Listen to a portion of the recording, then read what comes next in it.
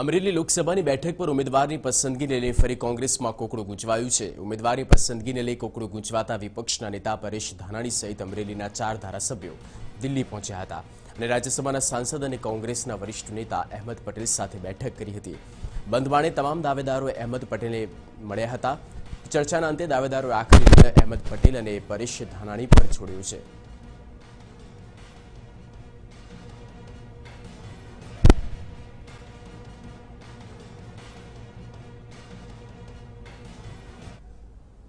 વધુ માહિતી સાથે જોડાई गया है दिल्ली थी हमारा संवाददाता रजनीश रंजन। रजनीश, अमरेली बैठक को लेकर अभी भी कांग्रेस में कहीं ना कहीं असमंजस की स्थिति है, किसको उम्मीदवार घोषित किया जाए इसको लेकर क्या पूरी जानकारी है? देखिए, कांग्रेस पार्टी को लगता है अमरेली उनके लिए बहुत आसान सीट है, बहुत सेफ सीट है और वहां बहुत आसानी से वो चुनाव जीत सकते हैं, क्योंकि विधानसभा चुनाव में कांग्रेस पार्टी को जबरदस्त सफलता मिली थी और ये एक कारण है कि वहां कैंडिडेट बहुत ज्यादा हो गए हैं।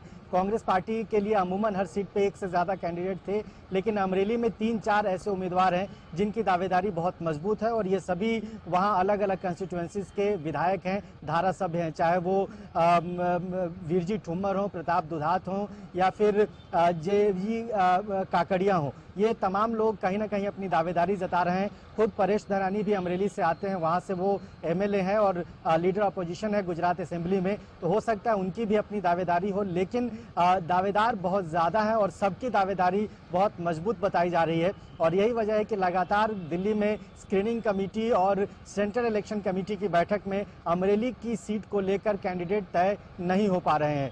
कहीं ना कहीं अब जो सारा जो कवायद है वो कैंडिडेट सिलेक्शन को लेकर है और उसके लिए स्क्रीनिंग कमेटी से पहले आज दिन भर राजीव साटव के साथ मुलाकात हुई है। सभी विधायकों की 1-to-1 सबसे सेंस लिया गया है, उनसे फीडबैक लिया गया है और उनकी इच्छा जानी गई है, क्योंकि अगर किसी एक को कैंडिडेट बनाया जाता है तो बाकी के जो उम्मीदवार हैं जो अपनी दावेदारी जता रहे हैं वो पार्टी के लिए कितना नुकसानदायक हो सकते हैं, पार्टी के लिए वो कितने भरोसेमंद हो सकते हैं। तो सबको कहीं ना कहीं कॉन्फिडेंस में लेकर राजीव साटव 1-to-1 मुलाकात करके और अब अहमद पटेल के हवाले इन सारी चीजों को रखी गई है। अहमद पटेल से भी इन सभी विधायकों की मुलाकात हुई है और उसमें कुछ रास्ता निकाला जाए, ये कोशिश की जा रही है, ये प्रयास किया जा रहा है। चूंकि स्क्रीनिंग कमेटी की बैठक आज नहीं होनी है, 1-2 दिन के बाद होनी है और जैसी स्क्रीनिंग कमेटी होगी उसके बाद सेंट्रल इलेक्शन कमेटी की बैठक होगी और जो बचे हुए नाम हैं गुजरात में कैंडिडेट्स के,